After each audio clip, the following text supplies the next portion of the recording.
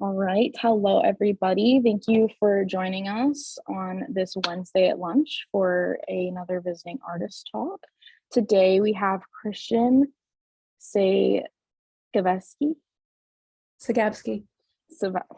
Sorry, with us. She is an animator and artist currently working on her second stop motion animated feature film, Seed in the Sand, and is currently an associate professor of animation at Kansas City Art Institute. And with that, you can start. All right, I'm going to take it away and start sharing screens. Well, hello, it's great to be here. Pardon me for just a second while I get all this sharing stuff working.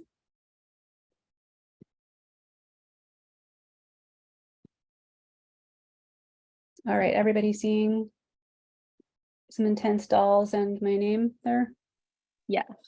Okay, we're all good. All right, fantastic. So as you heard, my name is Christian Cegavske. My creative practice spans multiple domains, including animation, live action filmmaking, immersive installation, interdisciplinary collaboration, fiber arts, painting, sculpture, and creative writing. I am absorbed by the desire to explore the world, both inner realms of the mind and dream space, and the outer world of nature and human activities. I am driven to create a material response to those influences, to process the experience, and to share my own visions and observations. All of my work contains some level of autobiographical content masked by the invented reality. The characters who inhabit my animated world step into my gallery art, which in turn combines painting and sculpture with traditionally feminine crafts of sewing and quilting. With an emphasis on storytelling, I am building a personal intuitive mythology by mixing symbols from dreams and magic with historical research, current events, and synchronistic discoveries. The symbolism found in my work is both deeply personal and anchored in our cultural collective imagination. Themes revolve around the cycle of death and rebirth, women's mysteries, the juxtaposition of the maternal with the monstrous feminine, love versus greed, and how that greed is tied to ecological disaster. My first little video clip I want to show you, I am stepping into my animated world.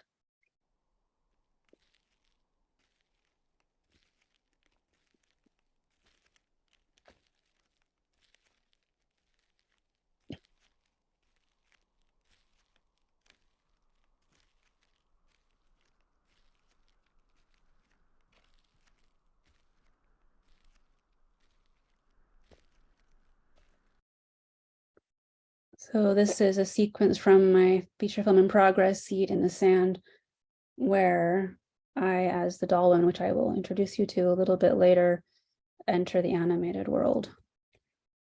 And here is a photo of my team getting the live action portion of that ready to shoot in the wind with a very large piece of green paper.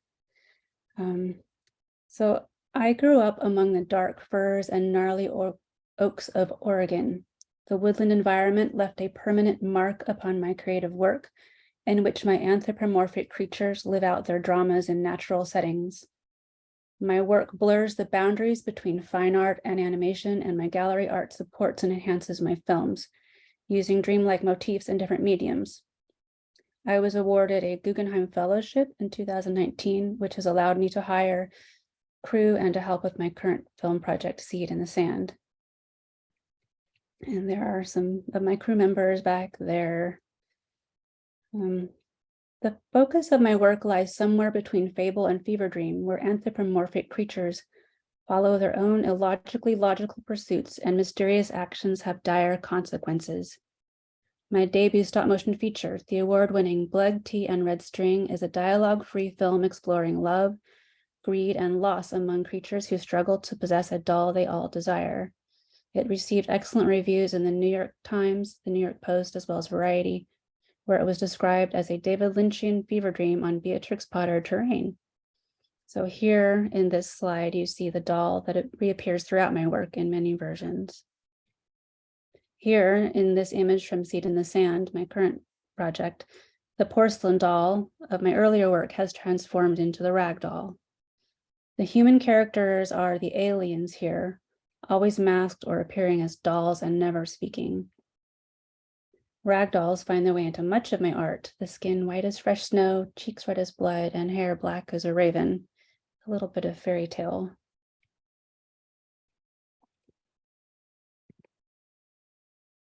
In Seed in the Sand, the most basic interpretation of the presence of the masked women and the dolls would be that they represent me, the creator of the animated world and the dreamer of the dream. However, there are more levels of interpretation here. The doll women also represent the feminine creative principle, source of new life. They are also the sirens drawing the male to his death at their feet. And the mask acts both as a disguise and a representation of the true self. So when preparing this lecture, I made a little bit of an observation. Every time you approach your work for some other reason, you see things. And where the new dolls are rag dolls and the old doll is a porcelain doll, I noticed the masked woman looks an awful like the porcelain doll. So I think that's just split into two.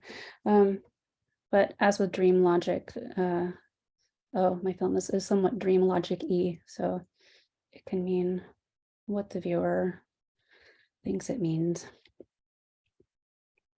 So now I want to share with you the trailer for my current project, Seed in the Sand. It is a darkly surreal stop-motion feature film. The film is free of human dialogue like blood, tea, and red string. The characters' communications are conveyed through expressive tweeting and gesture. The main characters are part of a small tribe of nest-dwelling creatures, combining beaks and pointy ears on a pot-bellied furry body with human limbs and posture. One among them suffers from a recurring dream where red-cheeked dolls dance in a ritualistic circle, and a doll-faced mermaid points out how to reach them. So let's take a look at the trailer now.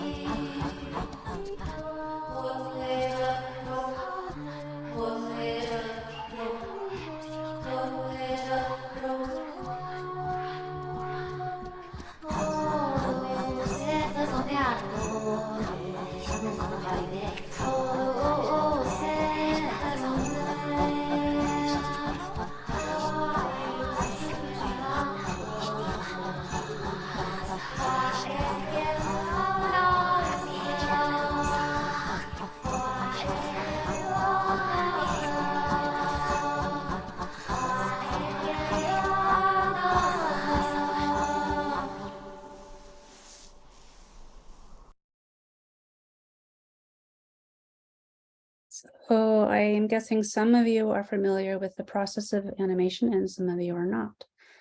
So to follow this, I want to give you a little clip from an interview that was done by Oregon Public Broadcasting when they came to my studio to see how I make my animation. And this is a clip of a much longer interview. But in the world of animation, quickly and efficiently are relative terms. It's very, very slow. You've got your character there and you take a frame or 2 frames and then you move it just a little tiny bit and you take another frame and then move it a tiny bit more, and then a few hours later you have, a couple of seconds of animation. That's a lot of frames when you consider that video runs at 30 frames per second. This 5-second walk sequence took Christian 9 hours to animate. So there's a little tidbit. Yes, sometimes I manage to animate a walk a little faster than that, but they are not the quickest of the types of scenes that one can do. So here's my little creatures. These creatures are called the tuya. They are the nest-dwelling tuya speak and sing in high songbird tweets and soft cooing, performed by my collaborator and composer, Carrie Jacobson. Excuse me. They make their homes in red nests, high in the blackened trees in their meadow. In happier times, they drank dew from pink flowers and ate fruit that grew on their trees, but now they survive off a dwindling store of preserves.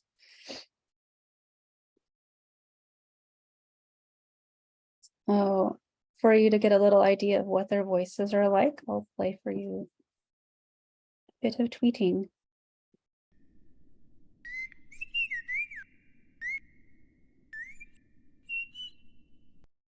So there you go. My collaborator, Carrie, has an amazing skill that she learned as a child to tweet through her teeth. Like her father taught her to tweet.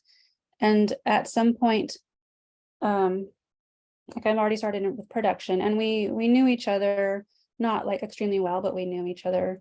It's just part of the LA scene. And she asked me one day, do you need anything for your film? I would love to help you. Do you need music or something? And I replied to her, what I really need is someone who can tweet like a bird, which really felt like amazing serendipity or synchronicity, whichever you want to call it. She's like, oh my God, nobody knows this. I don't talk about with anybody that I can do this, but I actually have been tweeting like a bird since I was a young child. So that's where our partnership began. I had her create a few sounds and they were perfect. So now she's composing all of the music for the film and we are having a great time collaborating. So the music that you heard with the trailer was composed and performed by her as well. So back to the tuya. So mates tuya tui and tuya u inside their nest. So you have to imagine their names. The tuya, it's actually supposed to sound like, I mean, although I can't really make that noise like Carrie can, but she's working on, I've just finally named them after working on this for many years. So she's working on creating the tweeting version of their name based on this. The tuya have round bellies, which are an adaptation to their environment. They can survive for days without food or water and can even survive off the moisture contained within the dried fruit stored in their hand-painted clay pots. The tuya decorate their clay pots with designs of leaves and flowers. They nurture the unexpected arrival of a new sprout with magical rituals, dances, and music. So they're in the very core of their nature, they're very joyful creatures, but they are struggling because all of the water has disappeared from their realm. And their other characters, which are they're kind of the antagonists, but in my work, I don't tend to have truly evil characters. The antagonists are mostly just kind of more of an irritation to the other characters, maybe a little dangerous. So these guys are called the antlered ones. The 3 antlered ones welcome Tuya-U to their island with rowdy friendliness, but secretly they covet the precious pod that he carries. They play music on their homemade instruments crafted out of flotsam and eat gold nuggets they mine from deep under their home. Susie Gardner of the rock band L7 provides their low, growly caws and screeches. So the next slide, I'm going to play a little sample of their voices for you.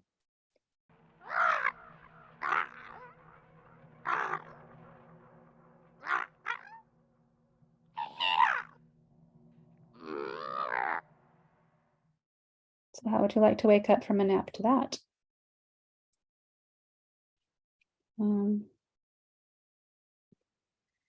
Here are a few pictures of where the antlered ones live. They live in a cave carved into an isolated island on the sand sea. Many of their belongings are made of items they found washed up on the beach. Their furniture is carved from driftwood. They have musical instruments made from bottles and shells, and yarn used in their crocheted blanket came from washed up nuts and seaweed. Light glows through sliced geodes and bottles filled with sea glass set in the sandstone walls. On the shelves are jars of gold, the antlered one's only food. At night, when the lanterns are lit, the room has a golden glow. So now you've been introduced to the primary characters. I want to give you a little making of video now. So if you're wondering what's inside that fur, keep watching and you'll see. And the song that is accompanying this is a song that the Tuya sing in the movie, which is also composed and performed by Carrie Jacobson.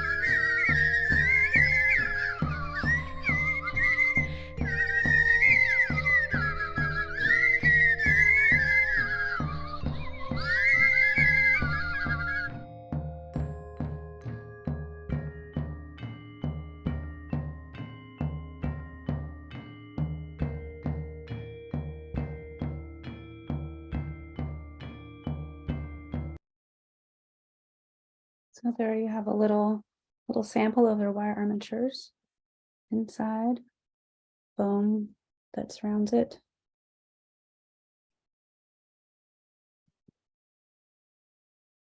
And here is a still of the meadow where they live, or the upper trees of the meadow where they live. So in this once bountiful verdant meadow, all is now dead and dry. The pairs watch nervously from their red nests high in the treetops as Tuya'u climbs down to inspect the clearing where the masked woman buried the seed. So this is where the instigating incident happens. And here are some stills of the fabrication of those trees. They are, you can see here, they start out as plywood to give the base the strength, and then wire for all the branches, and I used mesh to surround all of this stuff, and plaster on the top of it. I'm not sure I would use plaster again. It is extremely heavy and crackable. My favorite substance now is Celu clay, so it's a lot lighter. You just have to make sure it doesn't get too thick and mold. But these trees, this whole meadow back here is made like this with plaster. And the picture on the right, you see I'm gluing the dirt down to the floor. Excuse me.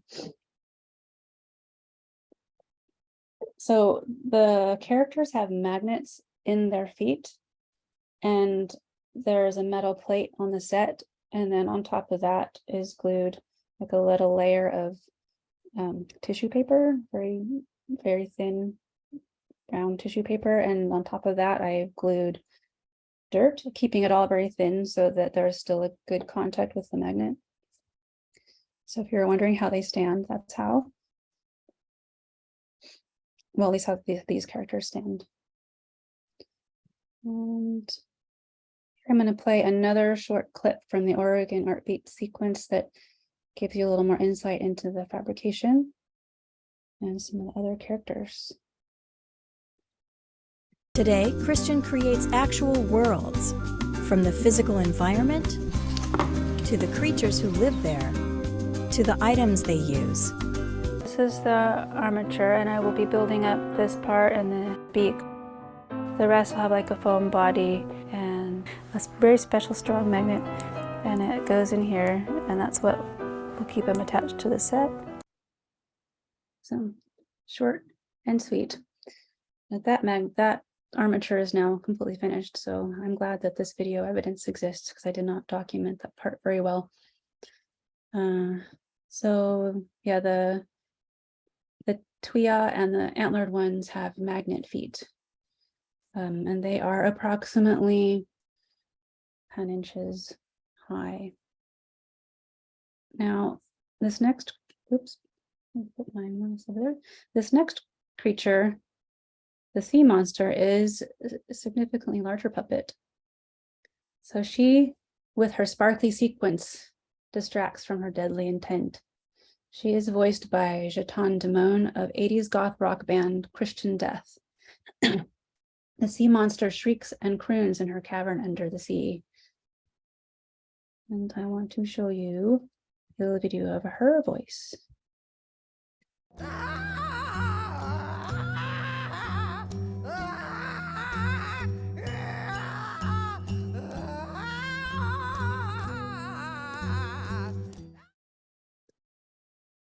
So that is a little tidbit. I think she is the only primary character in my film that does not have a beak. So I was able to really get a lot of expression out of her mouth. But I'll show you how she's made so you can understand how. So here is a picture of her armature made out of aluminum armature wire, which is 16th inch, but many, many twists because this character is 36 inches long. This character is quite tall. Now magnets don't have enough hold. Well, the magnets that still allow you to easily lift the feet don't have enough hold for something this tall. So she has T-nuts like in her feet, in the end of her tail. There's a T-nut at her hip and on her back and up here, so that I can attach a rig to her when she needs to leap up out of the sand sea. But this keeps her all very well balanced and easy to animate. The downside is that I need to strategize to keep the floor something easy to repair because you have to punch holes in the floor as they walk.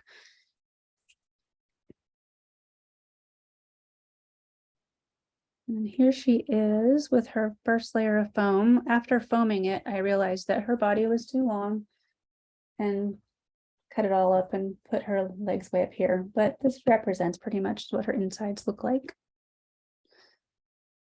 And here you can see, I'm going to pop back to the slide with her skull so you can compare. Okay, so look at the skull here. You've got this separate piece that is just wired back here, and this loop here helps me to be able to close the mouth thoroughly, and to cover that and still keep her lips flexible, there's a wire going through here, and you see that, and it's only glued way up at the top here, so it's independent of the teeth. So that's why you get all that fun mouth movement in the character. And here's a little collage of how the hands and feet and ears and everything were put together.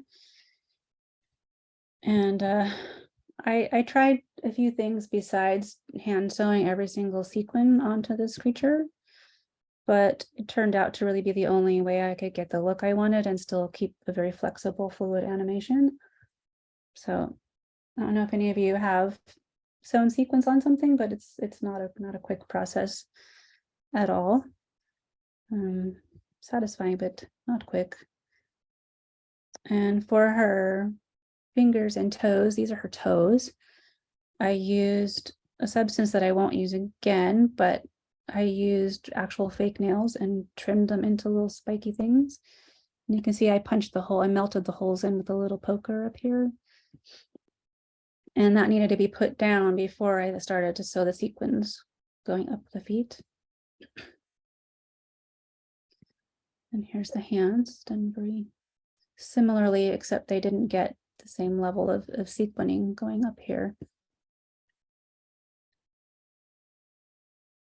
And there's the finished foot on the left. Very slow process, I'll say again. And there's some sewing going on of the hand. And this, up this primary part of the body, I managed to get about it took about 8 hours to get an inch of sequin sewn all the way around. So with 36 inches long, I just don't want to do the math for it, but it took little bits of time for the course of, I think it took me about 2.5 years to finish her. Just kind of fitting in the sewing of sequins between a lot of other parts of the project and teaching and such. And here she is coming out through her little sand pool in her home. So the Sea Monster's cave lies beneath this island, and her entryway is underneath the sand sea. And then it comes up in into an air-filled cave under, not underwater level, but deep underground. And here inside the cave, where you see the tasty fungus growing along the wall here. And the cave walls are tiled with broken bits of sea-tumbled pottery shards. They're meant to seem sea-tumbled, but I actually tumbled them in a rock tumbler. It was exciting to find that there are just people on eBay and Etsy selling bags of pre-broken tile in the dish pattern that I really wanted. So blue willow seemed very important that it be blue willow. So luckily I found, because I had a piece of broken blue willow and then but not enough to do the whole entire thing. So over here is her kitchen area. She's just got like a one room kind of a little house, but over on this side of the kitchen, I found this toy stove, which was exactly what I had envisioned and was worried that I was gonna have to build it from scratch until I found it. So that was exciting. And her little tea set, you can see that up there. And more fungus, tasty fungus.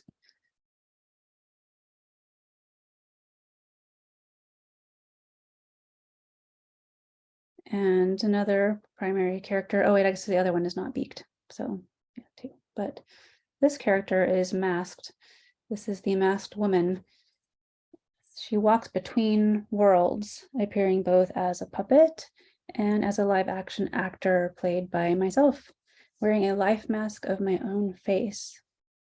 So she may control the fate in the realm of the Tuya, or perhaps she is the one being controlled by forces from within her realm.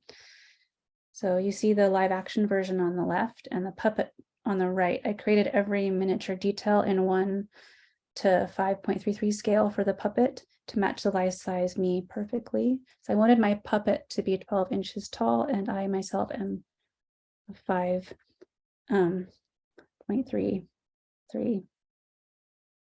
feet tall. Wait, 5'3". Oh my God, sorry, I'm blanking out. 5'3". So anyhow, that's the scale of the puppet. And this coat, the life-size coat, was made first, and it's very detailed, as you can see. I had to match all of the detail pieces on there.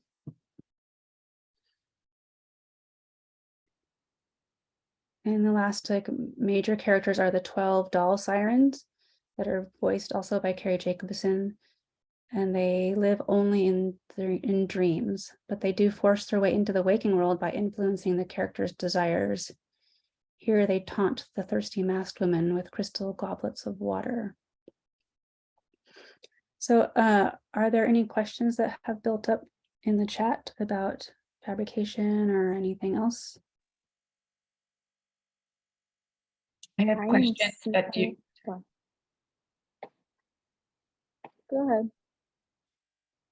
I just, it's amazing what you're doing, by the way. I'm a sculptor, but I love, that sort of like, I wrote it, horror of ecological disaster with play and, like it's playful, but it's like, hey, this is what's going on without being didactic or, really getting into people's imagination. And there's so many layers to it, but I'm also a technical, like, what kind of glue do you use? Or I wondered if base is Sculpey, if you ever use Sculpey, and Celluclay I've used, and it's like, I felt like it was sculpting with oatmeal. I mean, this is a long conversation, so we don't have to do it, but we have a little time, yeah. So just to answer so far, yes, there's a lot of Sculpey in here. So this character, the face is Sculpey, and the beaks are Sculpey.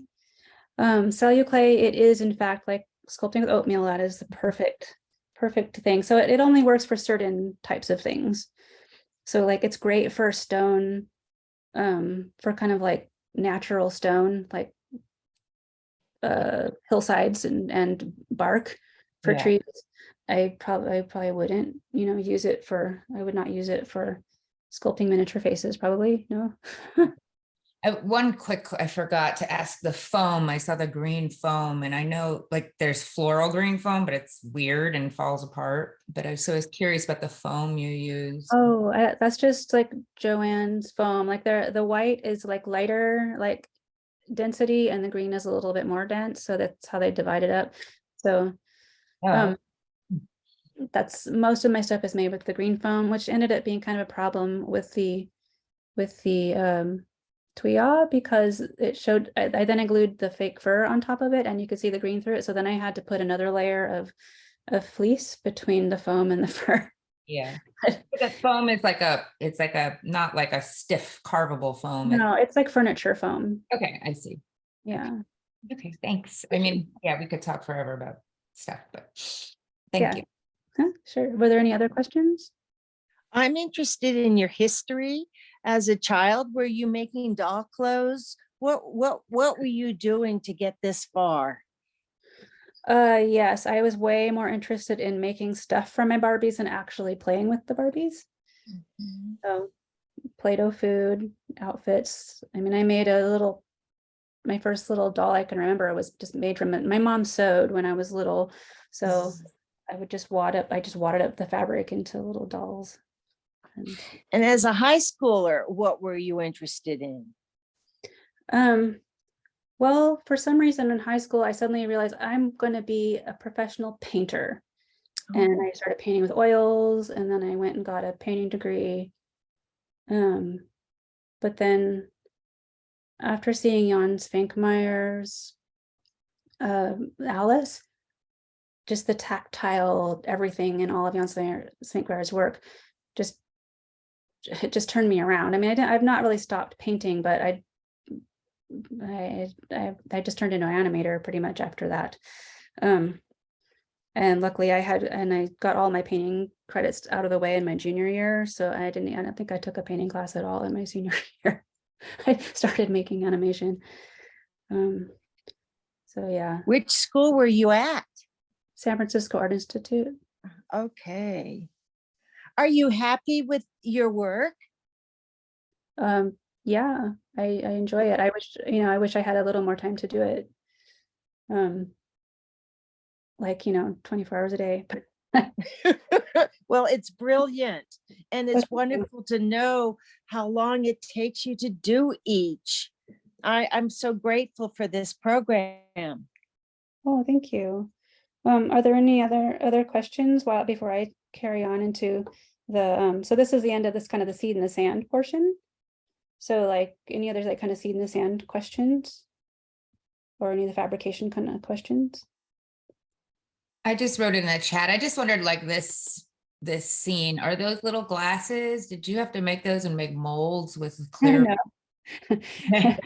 I do make almost all of my things and props, but stuff like that, those are doll glasses. They came with this. I'm not sure who they're aimed for because it's like a liquor set for Barbies. Well, Barbie. Yeah, She's a lush, you know. Got it. But, but anyway, it had these little goblets. And so in this scene, it's a blend of live action and animation. So I found crystal goblets that match those almost exactly.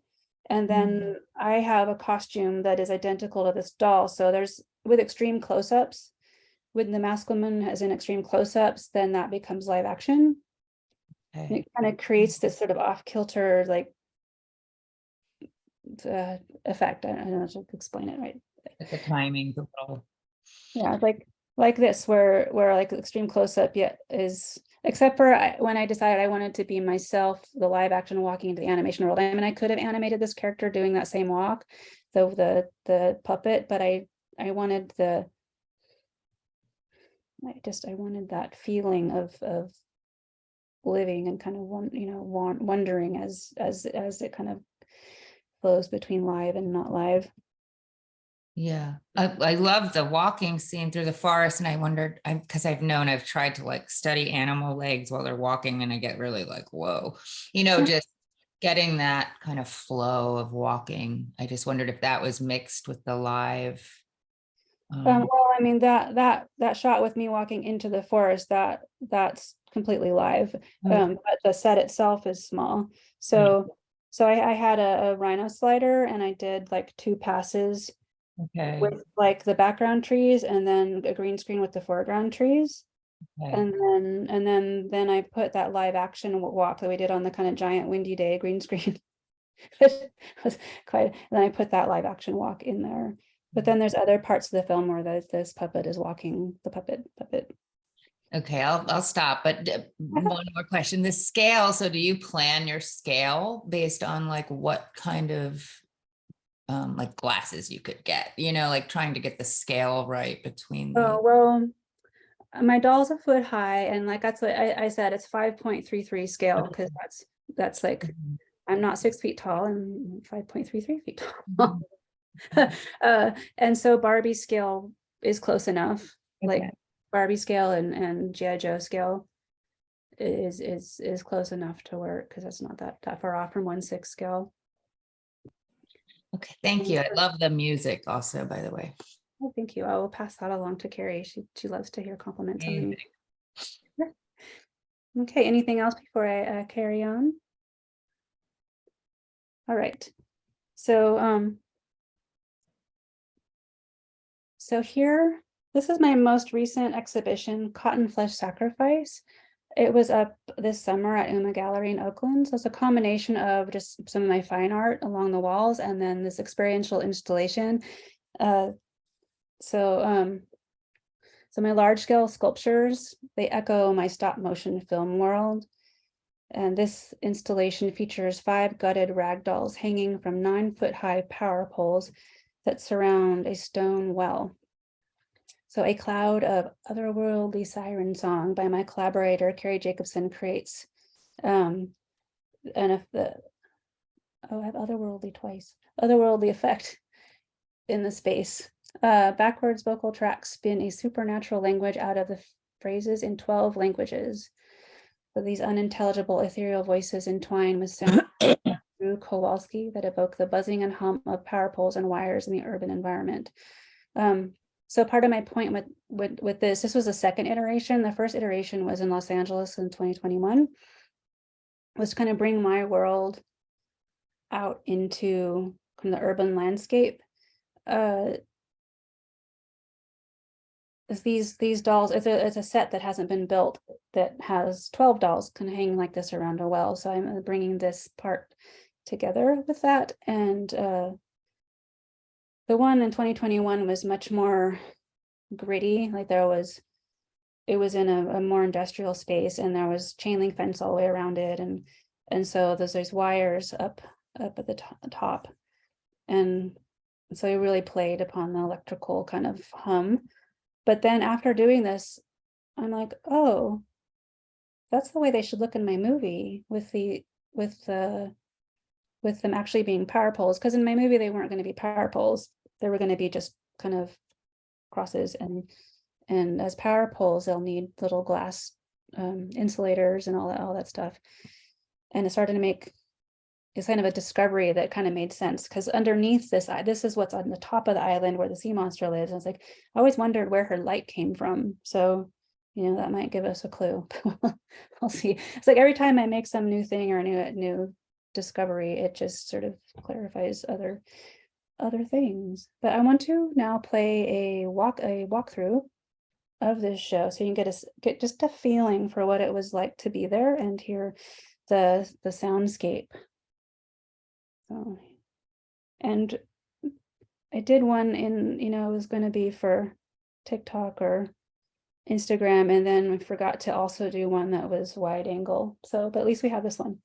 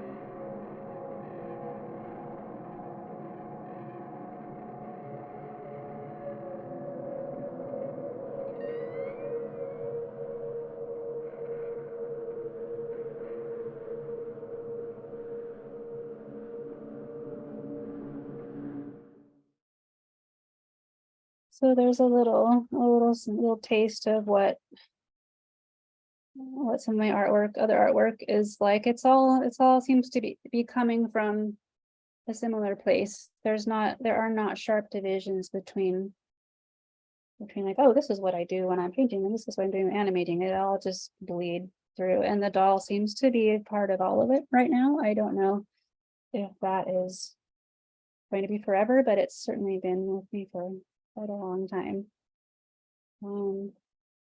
So my hopes going for iteration 3 of this, I would love to separate the installation from a kind of art for sale kind of a situation, to where it is maybe surrounded by like a round screen.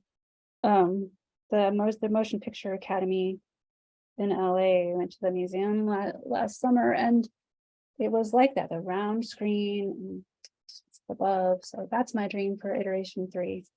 So we'll see what happens. I need to finish my film first. That's my biggest goal. So continuing out with the doll, I'll give you a little taste of Blood, Tea, and Red String, my first feature film, if you haven't seen it. This is a scene from it with the doll hanging. So yeah, let's follow the thread or string back to my first feature film. And I will look at it from the viewpoint of a couple of my critics, because I really enjoy these quotes. So I'm going to share this with you that way. So Cinemaholic describes Blood, Tea, and Red String as an Alice-like story that is narrated from the point of view of the woodland creatures who literally string her along. He gets it. Then in a recent interview from summer 21, Fangoria says that it's the floppy girl herself who lies at the heart of the film, the objectified female commodity to be stolen, fought over, defended, died for. In an animated film, that this central figure is so explicitly lifeless is a remarkable creative decision, existing as she does amongst equally lifeless creatures that Cegavske's jaw-dropping skills as an animator have brought to life. Trapped in lifelessness, it's hard to miss the film's feminist agenda on this front, where a woman-shaped bag of cloth becomes the quarry in such a heated battle between dueling factions. And they all dream of her coming to life, pretending in multiple ways that she is a real girl and not just some old fabric and soft cotton wadding.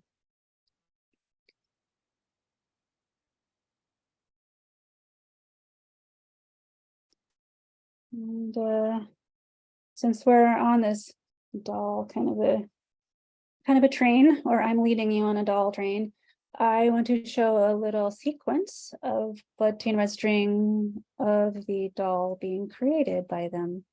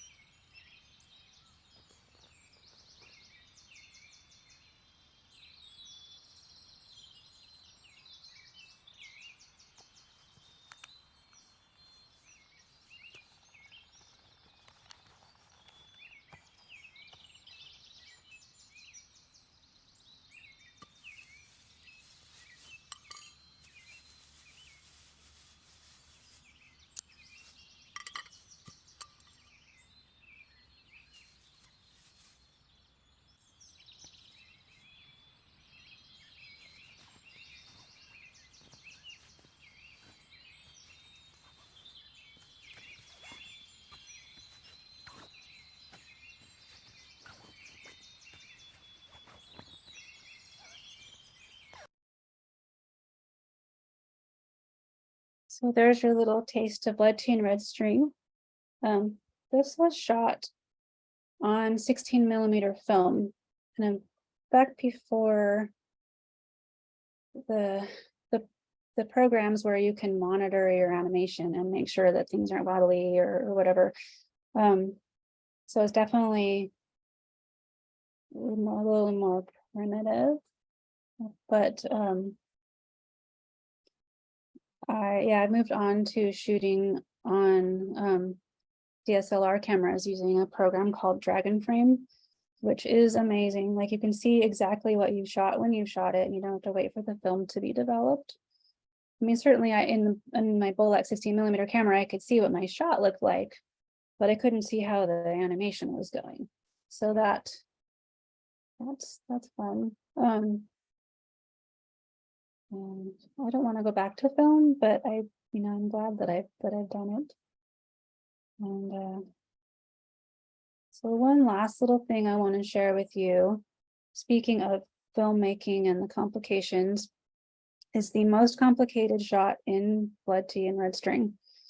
Some of this would not be an issue today with my stable lights that are the same brightness and color when I turn them on, and you turn them off and turn them on again. But first I'll show it to you, then I'll explain. You may or may not have noticed in the art show video that kind of gutted doll up on the chapel's altar sort of area was holding Cat's Cradle. So Cat's Cradle is also something very integral to my creative process. And so because I guess I'm a glutton for punishment, I decided that my tiny little puppets were going to do actual Cat's Cradle.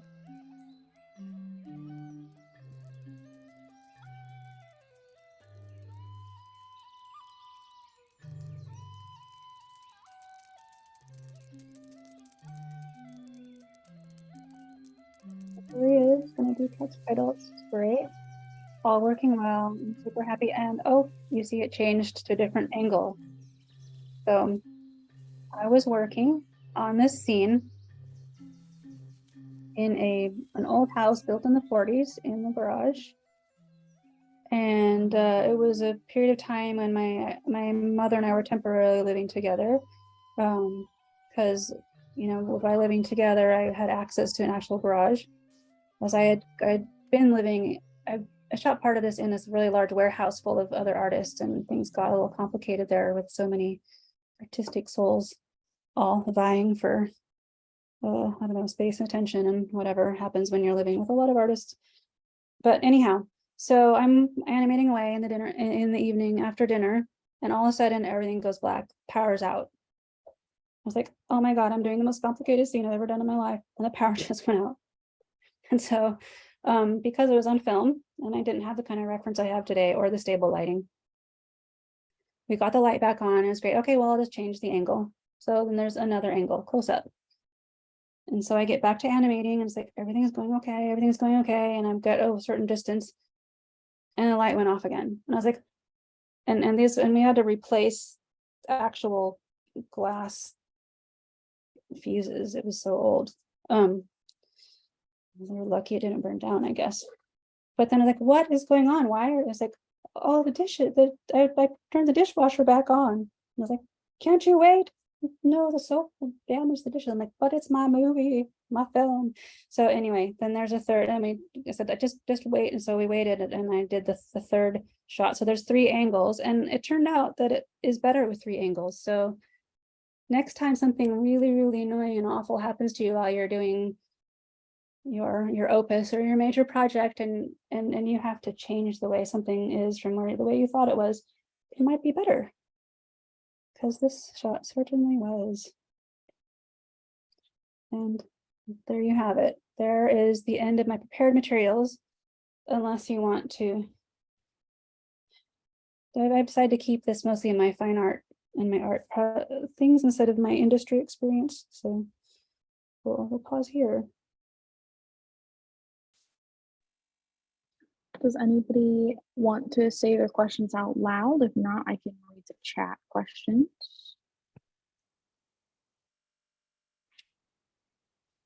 Any? Oh, go ahead. I may have asked a too personal question, but I just wondered if like the Wiccan way of thinking has influenced your work, or like Wiccan ideas I think about. I'd say yes. Okay. Yeah. But also just, do you put your, I forget what program you said, but I wondered if you use things like Final Cut or Premiere to like piece it together.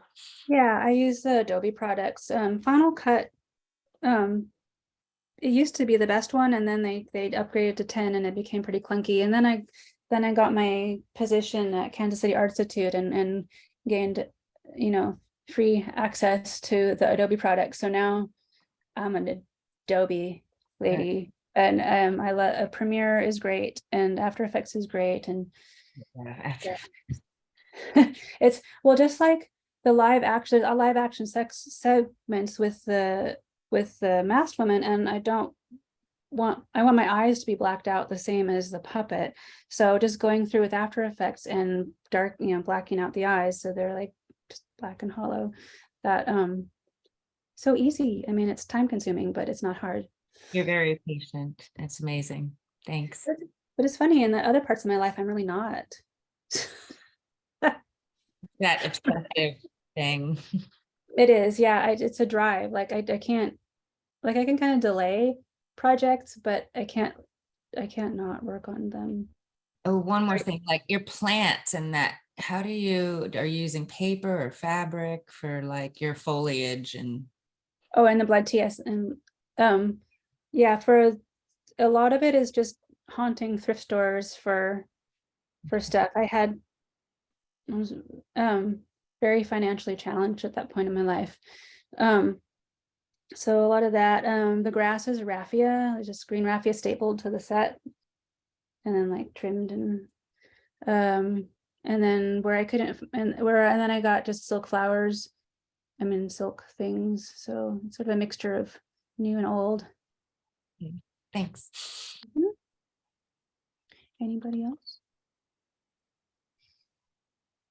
I do have a chat question from Carol asking if you made the quilts from your Oakland exhibit. Yes, I did. So those are really personal to me, in that my grandmother promised all of her grandchildren a quilt. So I am the youngest of her grandchildren. And so as she kind of descended into dementia, my quilt did not get finished, but that is the pattern that I picked. But then, I realized at some point, it's like, well, but she taught me how to do all this. So, I will make that. And I know it's from her because she taught me how to do it. So then for a few years, I was working on a quilt, and then I got invited to have a show in Los Angeles for, originally it was going to be summer 2020, but we all know that a lot of our plans changed for that summer. But anyhow, I had been wanting to make art quilts, but I hadn't really, since I hadn't had a show plan, I'm just like, well, I'll keep that in the back of my mind. I'm going to get some of my film done because I really need to finish my film. But I never say no to an art show, really, because why would I? So then I made those. The first one that I made was actually it's from pieced dolls, so it's got little tidbits of the dolls in it. I think there's a picture of it on my website. But the one that especially feel like it kind of ties me to my grandma is the one with called Birthright, with the hands up like this. It's the long oblong one. And it's kind of, it talks about the seasons, and there's many levels. And part of why it's called Birthright is because I was promised a quilt. That was my birthright. And then it also kind of goes on to like the white threads coming out of this kind of spiderweb fabric that I'm not sure that was that visible from the size of the movie you were watching, but the part of it is web. So it's like kind of the web of life. It's our birthright to have these good things. So it kind of, and anyway, so it became kind of like a personal title, but also like a other people's story fits into it as well. So yeah. someday I'll make some more of them, but yeah, I could repeat. I've got to get my film finished. I'm working on it for quite some time now, and there's quite a bit left to do. Do you have any other questions? Where can we see that full length? What is full length animation? Is that like, how long is the whole thing? Well, Blood, Tea, and Red String is 71 minutes, and it is available all over the place. You can watch on Amazon Prime. You can watch with ads on Tubi. There's Filmzy, and there's a few others. Like, I haven't gotten my most recent royalty report from my sales distributor, so I know there's some more that I'm not aware of. They don't necessarily keep me up to date on it unless I actually ask them. But it's very accessible. You can either watch it on Prime. If you have Prime, it's not free on Prime, but it's like, I think it's like the SD version is like 99 cents or something. But if you want to watch it totally for free, you can watch it on Tubi, but you have to have ads. So yeah. And then some libraries still have the videos from the first release that has the interview track, I can't think of the word, blanking out. But anyway, but the newer ones that are on the new licensed ones anyway, not like the random YouTube ones that pop up now and then, is from a new print that's 2K, so it's very good detail. Color. And Seed in the Sand is not done yet, so you can watch my Instagram and TikTok both. We put like little making of things and little tiny clips, so you can follow us with that, and it'll be done eventually. Any other questions? Yeah, there's a question from Carol again. What year was Bloodstring made? So Blood, Tea, and Red String the film itself was finished in 2005. Its first festival, its premiere was in 2006. So it's usually, when it's on the internet, it's credited as being 2006. But I started working on it in 1992 or 3. Yeah, 1993, we'll say. But so the beginning is kind of blurry because it's just like concept development, but when I started building the puppets in 1993. That's part of why it's on 16mm film. It's not me just being retro and stylish. It's actually because that was the best option that I had at the time, because video and DSLR cameras and all these great programs just were not a thing unless you were ILM or one of the big companies. So when you use 16mm, you can't see it till you get it processed, and then can you clip it together, like add things, or no, it's just like, well, you can't. It's not a good idea to trim out like one frame, if something's a problem.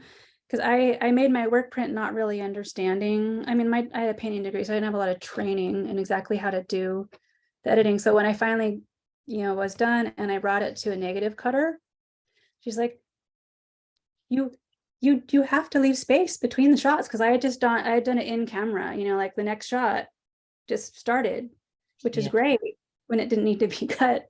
But then I got a hold of Final Cut Pro at some point in there and had edited one of my telecines, which is, for anybody who doesn't know what a telecine is, it's when they take your film and they give you a video. I had done all this editing on it, which then to transfer that to the actual negatives, I mean, she tore her hair out, but she did it. She got it to work. She was amazing, and I apologized quite a bunch of times. But I am so happy to be working in video now, and I understand the whole process. I know what I'm doing. It's great. journey. I know, big journeys for sure. Well, I originally had bought a Super 8 camera. I was going to make Blood, Tea, and Red String, a 12-minute film on Super 8, but luckily somebody gave me a 16mm camera before I realized it was a feature, before I shot anything, because that would have been a real pain and changed the trajectory of a lot of stuff had it been in Super 8. Yeah, it's amazing. The technical, like merging with 3D is like so much merging and moving, how do you merge technology? And making things, to create a cohesive, and you've Yeah. done amazing. So I'll let other people speak. Thanks. So I think about like kind of future proofing when I shot my first scenes for Seed in the Sand. Now I'm forgetting 2012 or 2013. And I was like, I better shoot these in 4K quality because that looks like it's going to be the thing. And I'm glad I did, because it is in fact a thing. Yeah. Any other questions? Yeah, so there's one question from Amy stating, can you talk more about how you did the voices for the animals in your first film? Do you always have humans do the voices, or do you ever use real animal vocalization? Okay, for Blood 2 and Red String, it was real animals that were manipulated, like digitally manipulated, but intended to not sound digitally manipulated. So it had to be within, constrained to something that wouldn't make it sound weird. So their voices are just crows. I collected a lot of crow calls, and I did most of those voices. So the mice also have some voices. And when I was done, a good friend hooked me up with Salami Studios, and they did my sound for free. I still not 100% sure why they did, but I'm very grateful for them that they did. Because, and they added like those are real mice as far as I'm aware. They had some pretty, super pro Foley walkers to make those sounds. So it's kind of a blend of some sounds that I made.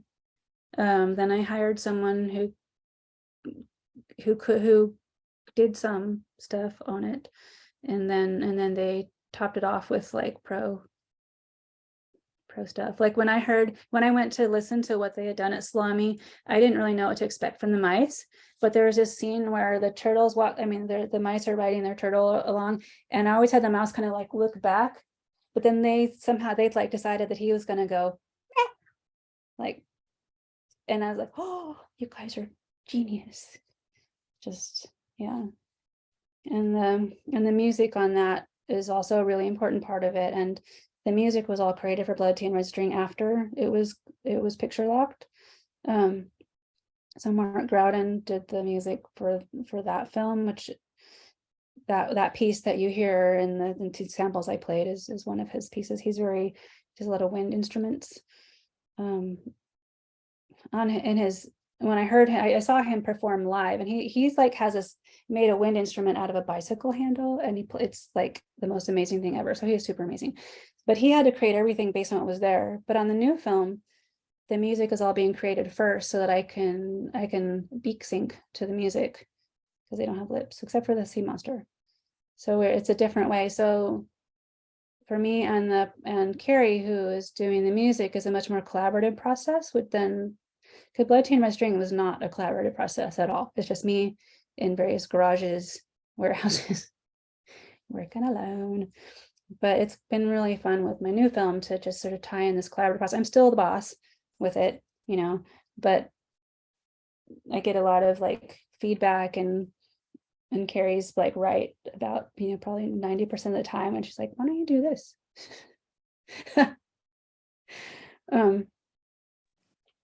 But yeah, what else? Anything else?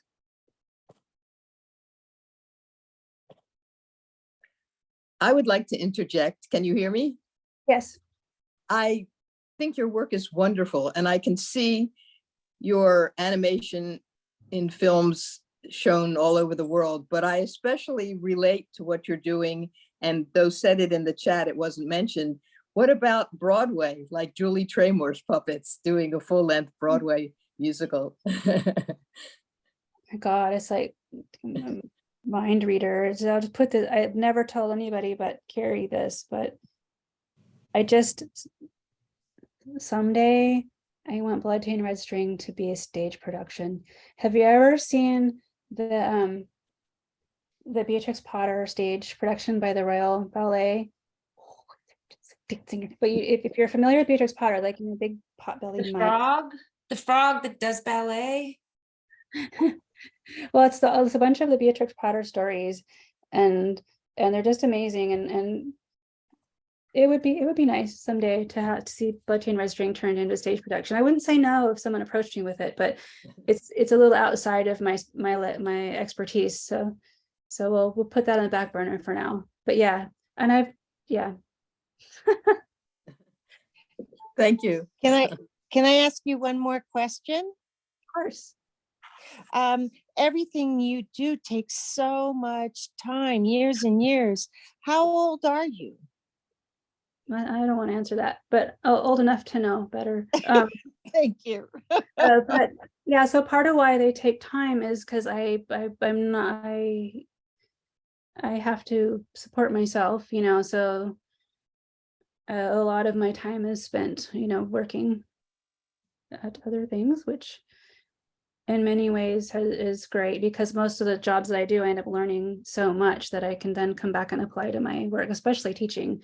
Like, oh my God, like I've learned so much just from teaching. And when I worked in industry, because I worked on projects for Disney, Mad TV, or Disney Channel, not Disney movies, but Oxygen Network, just lots of stuff. And each project I was on, I learned so much. So freelance was kind of fun. But that is part of why things take a long time, is just being kind of self-supporting. It's just, you gotta have little chunks of time to do it, and then you gotta have some me time too to rest. I don't rest enough. Who needs rest? We need to get you a MacArthur grant. Yeah. Yeah, so I got the Guggenheim, that helped a lot. But I ended up, like, instead of taking time off of work, I decided to get the music done so I could pay my collaborator fair wages, a fair amount for music. And then I hired that team to help me. I hired a team to come to Oregon and help me shoot the live action stuff in the summer 19. And it helped me just with a lot of just elements of filmmaking. So yeah, but the MacArthur grant, you can't. No. Unfortunately. Or suggest. There's a body of those who elect those to be considered. Yeah, I wouldn't turn it down, but we'll see. It's coming along. The great thing about teaching is, for one thing, it's very inspiring work, and another is you get this really nice long summer break. So that's when a lot of the intensive production happens. So that's good. And winter break. Do you really miss Oregon, like your forests, when you're not there? Do you get back? Sorry, it's just personal, but it's like it's such a part of who you are. Yeah, like I love my job, and I love my colleagues here in Kansas City, but yeah, I mean, I'm a West Coastian. Oregon is my home, so I go back every summer to my family's farm. Oh, nice. Yeah. So it's good to be able to get back there.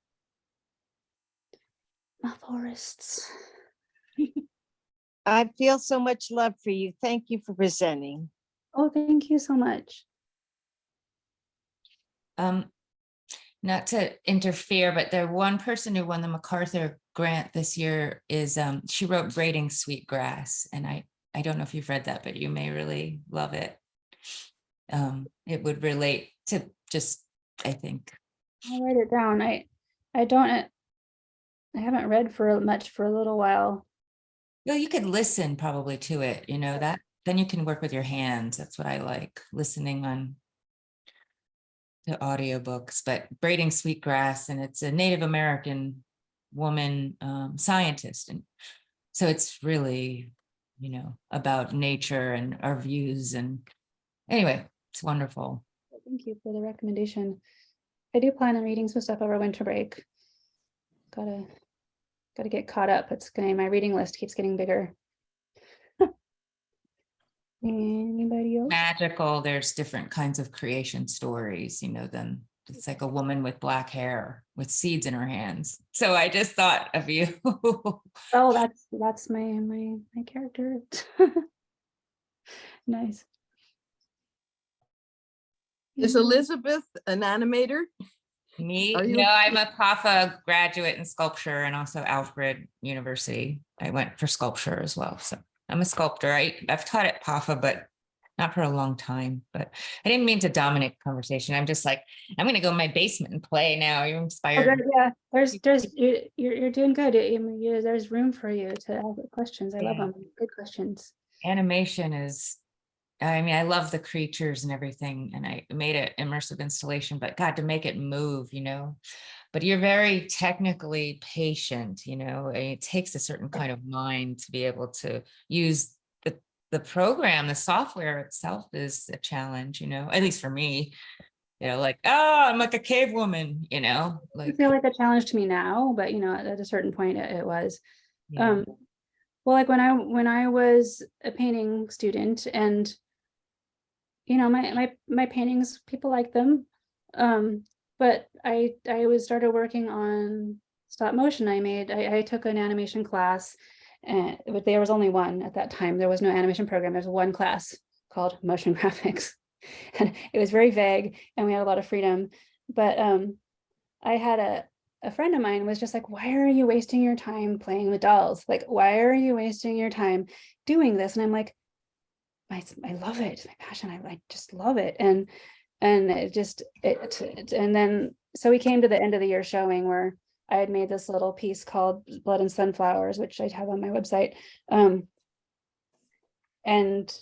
it had been a very grueling process because I didn't know how to use the camera that I was borrowing. And I shot the first time through, I shot the whole thing with the camera faded out because I didn't know what the little arrow meant. So anyway, I finished it in the nick of time, just like stayed up for way too many days. And my like little phase of like being at the screening, he came up to me, he's like, I see it now. It's your paintings, but they're moving. Awesome. Yeah. It's like, thank you, approval from. I think it's like you're not there's some people who get this sense of their ego is bigger than their work. And I get the sense that your work is like it shows you things, like you're like discovering so much. Like I wonder if you dream about them. Some, yeah, or similar things. Creatures. Someone I was looking up a review recently, and someone had stated it a few years ago. I just had found it, but that my approach, like in his estimation, my approach was very surrealistic because, and whether an experimental, whether the final product gets read that way or not, but the process of creating the characters, because nothing is I keep getting to know them as I'm working with them. So nothing that isn't already created and shot is concrete. So like I'll get an inspiration and realize, like, say this many years in, that they're called the Tuya. It just like hit me in the back of the head. I'm like, oh, there's a Tuya. And then I told my collaborator, oh, you're muted. I can see your lips move, but I can't see you. But my collaborator it was like, oh, it's perfect. And now I'll figure out how to tweet that so that it sounds like that. That's great. Yeah, the synchronicity that's when you really feel the sort of creative flow, Yeah, and that's where sometimes when my work takes a long time to produce, I realize that, like, sure, I may have had like 6 feature films done by now if I was faster, but instead I'll have like, however many number I finish of better ones, because if I had finished this a few years ago, certain things wouldn't have gone as deep in certain ways as they would, and I wouldn't have realized these certain connections, and I wouldn't know this about the creatures, and it just, things take the time they have to take, and that's how it kind of, though my hope is that when it's done, it's sort of boundary blending between whether it's a commercial film or whether it's experimental and an art film. Hopefully it kind of fits in a lot of places, but like the spirit of it is sort of art film where it takes how long it takes. Intimate, it's not like watching feature film, it's very intimate, and I appreciate that. And I love do you love the British animator, Amazing Draftsman? I'm sorry, I'm blanking. I wonder if he sorry, he's a British animator, older man, but he's amazing. But yeah, just being able to make things. That's not Mikey, please. No, I'm sorry. It's not with stop motion. It's mostly drawing. Did he do opera? I'm sorry. I'll just look it up. You know, like I don't want to waste your time. Oh my God, he's just wonderful. We're winding down anyway. Yeah. We're good, right? Is there any other questions like dangling on the? And I he's guess- let's see. Some people from Alfred went and worked with Spankmeyer. Am I saying that right? Which is pretty exciting. Spunkmeyer, maybe. Spankmeyer, yeah. I mean, that Alice, I can see that's like an incredible. It was a very strong influence. Like so the homage to him is kind of the white mouse's outfit, so it's kind of echo the white rabbit a little bit, and then I kind of went off in my own directions. Yeah. Not William Kentridge. Yeah, Kentridge. Oh yeah, he's amazing. Yeah. He did a wonderful group of sets for an opera called The Nose. Don't miss it. Try to find it. Kara Walker did some. They're very an animation also that I really like. Yep. You know, there's so many more. Like I think the boundaries are lessening between, you know, the realms of, you know, like you're a painter, you're this, you're that. Yeah, I think when we had a program survey done, it's like the outside observer was like, your program is too siloed, and we're like, let's change it. But it's too what? Siloed. She called it siloed, because when I was going at San Francisco Art Institute was quite some time ago, and they were ending that silo, which was what allowed me to take an animation class and have all my painting credits out of the way so that I could explore, because a couple of years before that they had reduced the amount of your major you had to take, and it broadened. Yeah. It allowed for a great. Yeah, and I think it's really good that you gave this talk at PAFA. I hope more students see it, just because there's, you know, there's the learning of the skill, and then there's how do you use it, you know, skill of learning how to sculpt, you know, and like just what way do you want to take that in terms of expressing, you know, it's not all like this you learn these skills and then you're this traditional kind of artist that it's, I don't know, and what I'm saying, but I think it's good to expand, you know, and show people how they can use what they're learning and different ways, you know, there's not one solution. Well, I mean, whatever you do as an artist, it should speak to you and you should love it, or it can be tough love. It can be hard, but if not, then it kind of a why do it? Yeah. Your work is extraordinary. Thank you very much. I had asked the question in the chat, but will this be made available so that the Princeton Day School teacher here in the Princeton, New Jersey area can show to her animation class? That's a question for the recording. Yes. Yeah, they'll the recording should be available in about a week. Will that be online or through PAFA? Yeah, it should be on. I did put it in the chat. Okay, I'll check it. Thanks. In a few days, it will be on PAFA's website. Wonderful. Thank you. Mm-hmm. Brilliant. Awesome. Well, thank everybody so much for joining. We kind of went a bit over time, but that's fine. Thanks for inspiring me. I miss community, you know, and now I'm going to go work. So I really appreciate. Well, thanks for your insightful questions. It was a good conversation. Yeah, we can make things. Is just, yeah. Keep using your hands and eyes. All right, guys. Thank you. Bye. Thank you so much. Thank you. Thank you.